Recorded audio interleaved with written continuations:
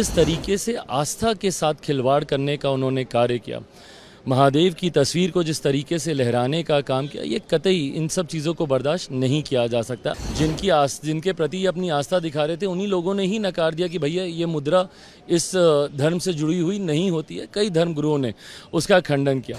मैं भी हिंदू धर्म में आस्था रखता हूँ, महादेव का मैं भक्त हूँ। ऐसे में जिस तरीके से कल उनका आचरण था, तस्वीर को लहराना, टेबल के ऊपर रख देना, उसके ऊपर कागज़ पत्री रख देना, कतई इस बात को कोई बर्दाश्त नहीं कर सकता। जिस तरीके से हिंदू भावनाओं को ठेस पहुँचाने का काम किया गया, जिस तरीके से ब्लैक एंड वाइट शब्दों में कहा कि हिंदू हिंसा को फैलाते हैं, जो लोग सनातन को एक बीमारी बताने का काम करते हैं, तो ये लोग उसी सोच से प्रभावित हैं और उन्हीं शब्दों को सदन के पटल में रखते हैं, जिसको देश की एक बड़ी आबादी अस्वीकार करती है। आज एनडीए की मीटिंग को क्या स्पेशली पीएम ने किस तरह का निर्देश दिया?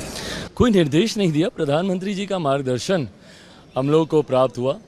संसदीय परंपराओं को जिस तरीके से बीते दिनों हम लोगों ने तार तार होते हुए देखा, भले वो स्पीकर के चुनाव को लेकर हो या एलओपी के पद की गरिमा को जिस तरीके से कल सदन में कमतर करने का कार्य किया गया, इन तमाम विषयों पर जहां हमारी सरकार की, प्रधानमंत्री जी की चिंताएं हैं, वहीं कम से कम एनडीए का हर एक घटक दल और एनडीए का हर एक सांसद अपने उच्चारण से, अपने आचरण से एक नई मिसाल रखने का कार्य करे।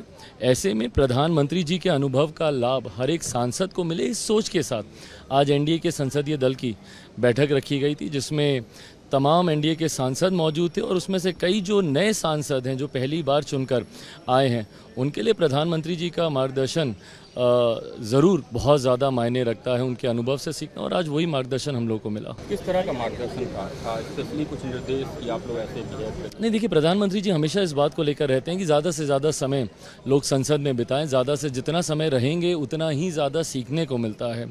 मैंने भी जब मैं फर्स्ट टाइम, सेकेंड टाइम सांसद था, सबसे ज़्यादा मैंने प्रयास यही किया कि ज़्यादा से ज़्यादा समय आप हाउस में रहते हैं, डिबेट को सुनते हैं, बहुत सारी बातों को सीखने का आपको मौका मिलता है। ये तमाम बातें प्रधानमंत्री जी के भी द्वारा कही गई। जिस तरह से कम्युनल वायलेंस के ऊपर कल उन्होंने कटाक्ष किया बीजेपी के ऊपर, बीजेपी डिवाइड करी लोगों को कम्युनल वायलेंस की लाइन पे, और उसको एक्सपेंज कर दिया गया बाद में।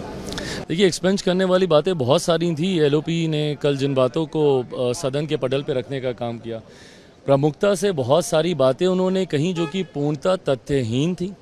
कई उन्होंने व्यक्तिगत टिप्पणी की, प्रधानमंत्री जी को लेकर हो या चेयर को लेकर हो, और जिस तरीके से आस्था के साथ खिलवाड़ करने का उन्होंने कार्य किया, महादेव की तस्वीर को जिस तरीके से लहराने का काम किया, ये कतई इन सब चीज़ों को बर्दाश्त नहीं किया जा सकता। अलग अलग धर्म की आस्था का आपने तमाम धर्म गुरुओं का कल से लेकर आज तक बयान भी सुना, जिनके प्रति अपनी आस्था दिखा रहे थे, उन्हीं लोगों ने ही नकार दिया कि भैया ये मुद्रा इस धर्म से जुड़ी हुई नहीं होती है। कई धर्मगुरुओं ने उसका खंडन किया।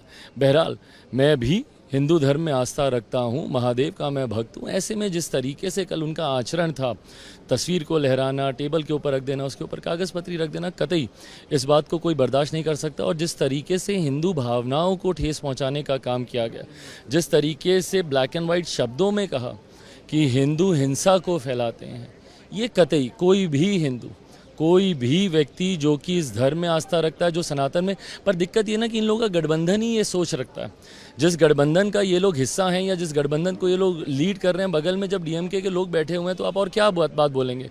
जो लोग सनातन को एक बीमारी बताने का काम करते हैं, तो ये लोग उसी सोच से प्रभावित हैं और उन्हीं शब्दों को सदन के पटल में रखते हैं, जिसको देश की एक बड़ी आबादी अस्वीकार करती है।